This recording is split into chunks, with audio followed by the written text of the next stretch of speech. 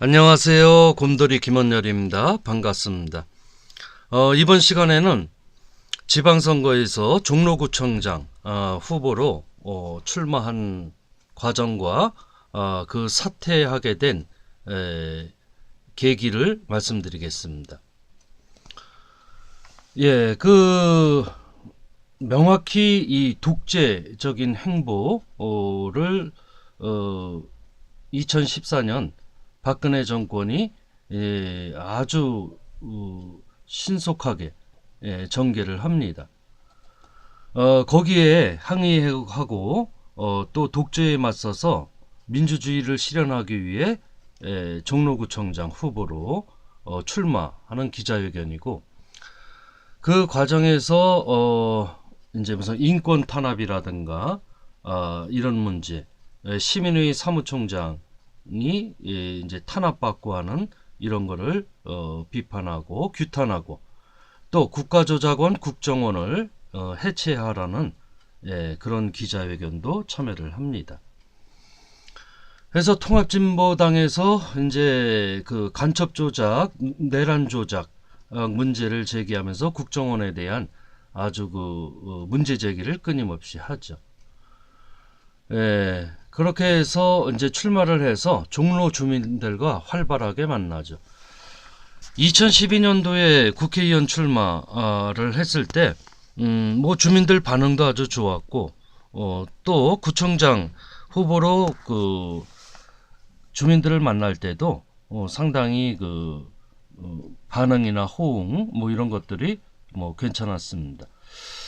그 가운데 중요시 여기는 게 이제 정책, 공약 뭐 이런 거죠. 그래서 여기 보시면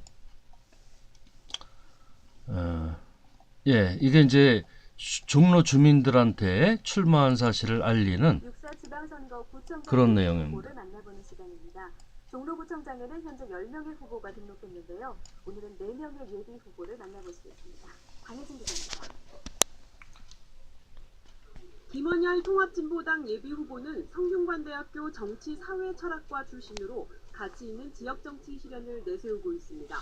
현재 사법정의 국민연대 공동대표, 더불어 사는 세상 시민회의 상임대표로 한양사이버대학교 교수를 역임했습니다. 2007년부터 종로 지역에서 FTA 반대 운동을 시작으로 지역 활동을 해온 김 후보는 양극화 해소와 복지를 강조합니다. 독재를 심판하고 민주주의를 수호하기 위해서 출마를 했습니다. 그리고 바로 이 종로가 필리핀 부익부와 같은 사회 양극화가 아주 심각합니다. 그래서 이 문제를 더불어 잘 사는 복지 종로로 만들기 위해서 김원열 예비 후보는 복지 정책 실현을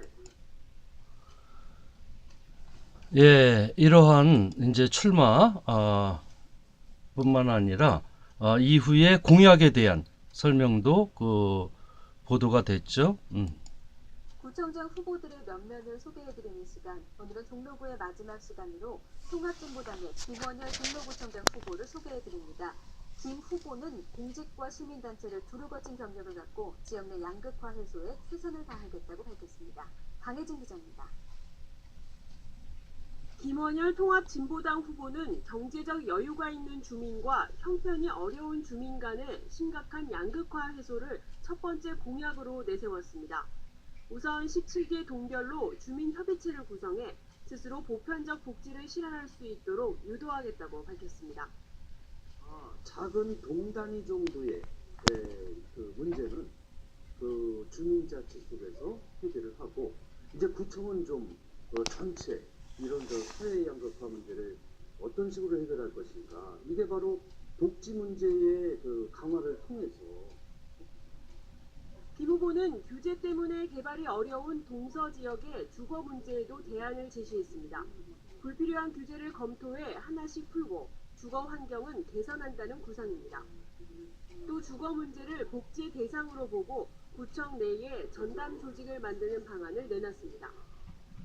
그리고 그 사람의 주거, 그 사람의 실정에 맞고 보조할 수 있고 지원해서 거주의 안전을 확보하는 것, 이런 것이 주거복지센터가 되는 거죠.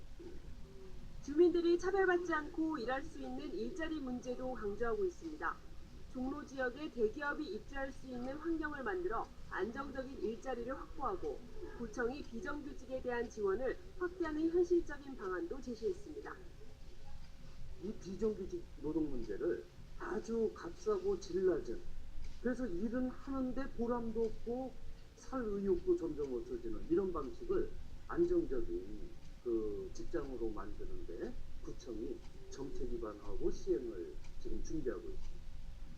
대학에서 시민 강좌를 해온 김 후보는 교육 복지 실현을 위해 교육 환경을 조성하고 낙후된 지역의 골목을 명소로 만드는 등 지역의 양극화를 장기적으로 해결하는 구정 정책을 약속했습니다. 티브로드 뉴스 강혜진입니다. 예, 잠시 그동안 이제 보도된 거를 이렇게 살펴봤는데요. 이러한 활동, 그 다음에 무슨 토론회라든가 이런 데도 참여하면서 상당히 활발하게 활동을 했죠.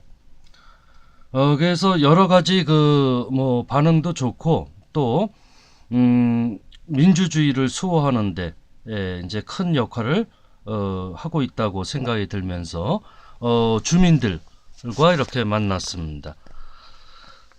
그런데 바로 4월 16일이죠. 예, 이때가 4월 16일에 이제 기자회견 끝나고 주민들을 만나고 있는데 바로 세월호 대참사 문제가 발생을 합니다. 상당히 있을 수 없는 일이 벌어진 거죠. 그래서 4월 16일부터 공식적인 이런 선거운동을 중단합니다. 그러니까 주민들을 만나지 않고 도대체 세월호 대참사가 어떤 문제가 있고 이거를 빨리 시급히 인명을 구조하고 문제를 해결하는데 여러 가지 총력을 기울입니다. 이런 과정이 이제 2014년에 쭉 전개가 됐죠. 그러면서 나중에 사퇴를 하게 됩니다. 바로 본 등록을 하지 않고 여러 사람과 논의해서 이제 사퇴를 하고 그러면서 세월호 대참사의 진상규명과 책임자 처벌 그리고 안전사회 구현이라고 하는 이러한 운동에 뛰어들게 되는 것이죠. 예, 여기까지 하겠습니다.